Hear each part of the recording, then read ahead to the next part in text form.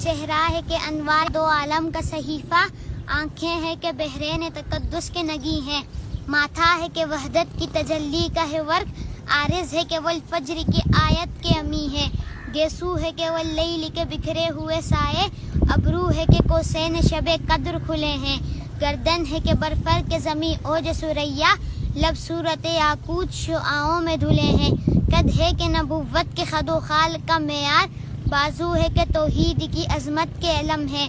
سینہ ہے کہ رمز دل ہستی کا خزینہ، پلکیں ہیں کہ الفاظ رخ لوح و قلم ہے، باتیں ہیں کہ طوبا کی چٹکتی ہوئی کلیاں، لہجہ ہے کہ یزداں کی زباں بول رہی ہے، خطبے ہیں کہ ساون کے امنڈتے ہوئے بادل، قرأت ہے کہ اسرار جہاں کھول رہی ہے، یہ دانت یہ شیرازہ شبنم کے تراشے، یاقوت کی وادی میں دمکتے ہوئے ہیرے، شرمندہ تاب لب دندان پیغمبر، حرف بسنا خوانی و خامہ بسریرے، یہ موج تبسم ہے کہ رنگوں کی دھنک ہے، یہ عکس متانت ہے کہ ٹہرا ہوا موسم، یہ شکر کے سجدے ہیں کہ آیات کی تنزیل، یہ آنکھ میں آنسو ہے کہ الہام کی رمجم، کہنے کو تو ملبوس بشر اوڑھ کے آیا، لیکن تیرے احکام فلک پر بھی چلے ہیں، انگلی کا اشارہ تھا کہ تقدیر کی ضربت، مہتاب کے ٹکڑے تیرے قدموں میں گرے ہیں، کہنے کو تو فاقوں پر گزری تیری راتیں،